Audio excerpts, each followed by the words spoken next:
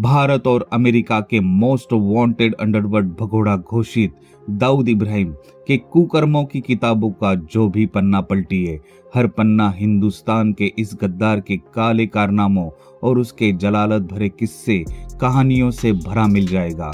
किसी पन्ने पर इसके खुद के पिटने के किस्से मौजूद है तो कहीं इसके द्वारा किसी को बेवजह ही पीट डालने या पिटवा डालने के किस्से भरे हुए हैं। ऐसे ही दाऊद इब्राहिम से जुड़े मैं आज जिस सच्चे किस्से का जिक्र यहाँ कर रहा हूँ वह अब से करीब 30 साल या 3 दशक पहले का है, या यूं कहे 1990 के दशक के शुरुआती दौर का है। वह किस्सा जिसमें चांदी के चक्कर में पड़े दाऊद इब्राहिम ने एक गांव के लोगों को पूरी तरह लाठियों से बुरी तरह पिटवाया था। गांव वालों के ऊपर रात भर लाठियां चलवाने वाला गैंगस्टर जयेंद्र विष्णु ठाकुर उर्फ भाई ठाकुर था। माफिया डॉन भाई ठाकुर मूल रूप से ठाणे जिले के वसई विरार इलाके का रहने वाला था। कहने देखने सुनने को भले ही भाई ठाकुर इलाके का एक ठगभर था, उसकी क्रूरता के किस्से ठाणे जिले में बदनाम थे।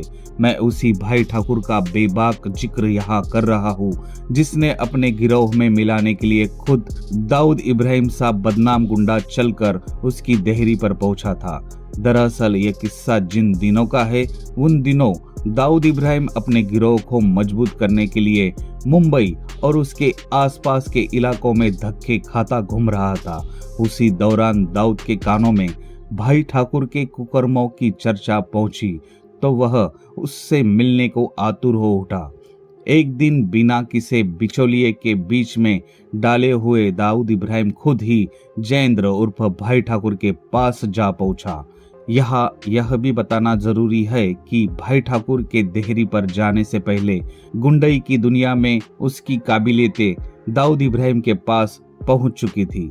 इसलिए वह दाऊद इब्राहिम जो हर किसी को अपनी देहरी पर नाक रगड़वाने जीत पाले रहता था, खुद अपने पांवों पर चलकर भाई ठाकुर की देहरी पर जा पहुंचा। दाऊद इब्राहिम को उन दिनों महाराष्ट्र में समुद्र के रास्ते विदेशों में तस्करी करके लाई गई सोने चांदी की खेपों की हिफाजत और उन्हें ठिकाने पर पहुंचाने वाला कोई एक विश्वास पात्र चाहिए था। इस हुनर में उस जमाने में भाई ठाकुर के सामने दाऊद खुद भी बच्चा था, इसलिए दाऊद इब्राहिम खुद चलकर भाई ठाकुर के अड्डे पर गया था। सन 1991 में एक दिन दाऊद द्वारा समुद्री रास्ते से तस्करी करके विदेश से भारत मंगवाई गई चांदी सिल्लियों की बड़ी खेप समुद्र तट पर पहुंचनी थी। जिस गांव में वे चांदी की सिल्लियां लदी हुई थी वह नाव बदकिस्मती से समुद्र में ही पलट गई, जिससे उसमें लदी चांदी की सिल्लियां भी समुद्र में बहने लगी। समुद्र में चांदी की सिल्लियों की बहने की खबर आसपास गांव में फैल गई। जिस वदरई गांव के इलाके में समुद्र में चांदी की सिल्लियां लदी हुई दाऊद इब्राहिम की वह नाव पलटी थी, उस इलाके में उसी जयेंद्र ठाकुर उर्फ भाई ठाकुर की धाक थी, जिसका जिक्र मैं कहानी में शुरू में ही कर चुका हूँ और जिससे दोस्ती घाटने खुद दाऊद इब्राहिम अपने पैरों पर चलकर पहुंचा था। लिहाजा उस बुरे वक्त में भी दाऊद इब्राहिम का साथ उसी भाई ठाकुर ने दिया। दाऊद ने भाई ठाकुर से गुजारिश की थी कि चाहे जैसे भी किसी भी कीमत पर हो, समुद्र में नाव पलटने से वह बह रही चांदी की सिल्लियां गांव वाले ले गए हैं। उन गांव वालों के कब्जे से वे चांदी की सिल्लियां छुड़वाने की जिम्मेदारी दाऊद ने अपने विश्वास पात्र गुर्गे जयेंद्र ठाकुर उर्फ भाई ठाकुर को दे दी। भाई ठाकुर जानता था कि जिन गांव वालों ने चांदी की सिल्लियां लूटकर अपने कब्जे में कर ली है, वे सिल्लियां उन गांव वालों के कब्जे से वापस लाना ठीक वैसा ही जैसे हाथी के मुंह में फंसा हुआ गन्ना खींचना। दाऊद से किए वायदे का खूनी रिजल्ट। इस सब के बाद भी चूंकि बात नाक और दाऊद से दोस्ती निभाने की थी, लिहाजा भाई ठाकुर ने गांव और गांव वालों की हकीकत के बारे में दाऊद को कुछ नहीं बताया। हाँ, उसने दाऊद से इतना वायदा जरूर किया था कि चाहे जो भी हो जाए चांदी की सभी सिल्लियां वापस जरूर ले आएगा। हालांकि तस्वीर का दूसरा पहलू यह भी है कि जिस वदरई गांव वालों ने दाऊद इब्राहिम की समुद्र में फैली वे चांदी की सिल्लियां लूटी थी और दाऊद के गांव में जाने की हिम्मत नहीं पड़ रही थी, उस गांव सहित आसपास के इलाकों में तब तक भाई ठाकुर की तूती बोलने लगी थी। लिहाजा भाई ठाकुर ने सोचा कि वह गांव में पहले से जमी जमाई अपनी गुंडई की धमक के बलबूते दाऊद की चांदी की सिल्लियां गांव वालों के कब्जे से चुटकियों में निकाल लाएगा। यह काम मगर उतना आसान साबित नहीं हुआ जितना कि भाई ठाकुर सोच रहा था।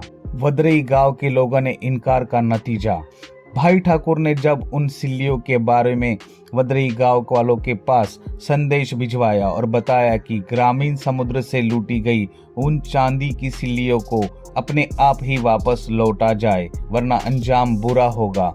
बात 2-4 किलो चांदी की होती, गांव के 1-2 लोगों द्वारा चांदी लूटे जाने की होती तो शायद मामला आसानी से सुलझ जाता। भाई ठाकुर से सीधे मोर्चा लेकर अपनी पूरी गत बतवाने से बेहतर हर कोई उसके कहे मुताबिक करके अपनी जान बचाता। बात तो पूरे वदरई गांव द्वारा समुद्र से लूटी गई चांदी की सिल्लियों की थी। लिहाजा भाई ठाकुर की धमकी का गांव वालों पर कोई असर नहीं हुआ। इस बेरुखी को भाई ठाकुर ने अपनी तौहीन मान लिया। लिहाजा उसी रात भाई ठाकुर के गुंडों ने वदरई गांव को चारों ओर से घेर लिया। गांव वालों ने भी भाई ठाकुर के गुंडों का डटकर मुकाबला किया।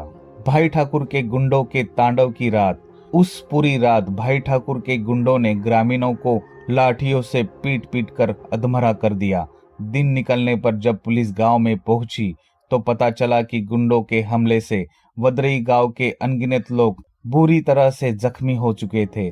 उस पूरी रात वदरई गांव में मौत का नंगा नाच भाई ठाकुर के गुंडे दाऊद इब्राहिम की समुद्र में से गांव वालों द्वारा लूटी गई चांदी की एक एक सिल्ली को लूट लाए। चांदी की वे सभी सिल्लियां जिनके वापस लौटने की हर उम्मीद सिवाय भाई ठाकुर के दाऊद के नामी गुंडे ने छोड़ दी थी, अपने अड्डे पर पड़ी देखकर दाऊद की बाँछें खिल गई। लिहाजा उस रात की घटना में हासिल सफलता से गदगद दाऊद ने भाई ठाकुर को विदेश से तस्करी कर मुंबई बंदरगाह पर पहुंचने वाली सोने चांदी की हर खेप को भारत में पहले से तय ठिकानों अड्डों तक पहुंचाने की जिम्मेदारी सौंप दी थी। गंभीर बात तो यह है कि अपने 3 लोगों की भाई ठाकुर गैंग द्वारा उस रात की गई हत्या की शिकायत करने वदरई गांव का कोई ग्रामीण थाने चौकी नहीं गया, क्योंकि ग्रामीण जानते थे कि भाई ठाकुर के खिलाफ थाने की देहरी पर पहुंचने का मतलब अगला पड़ाव शमशान घाट ही तय था। 3 जनवरी सन 1992 को घटना के करीब साल बाद जब 3 हत्याओं की बात आम हुई तब पुलिस महकमे में भगदड़ मची। पुलिस जब सक्रिय हुई तो अपनी जान बचाने को भाई ठाकुर को भारत छोड़कर दुबई दाऊद की मांद में ही शरण लेने को भागना पड़ा था।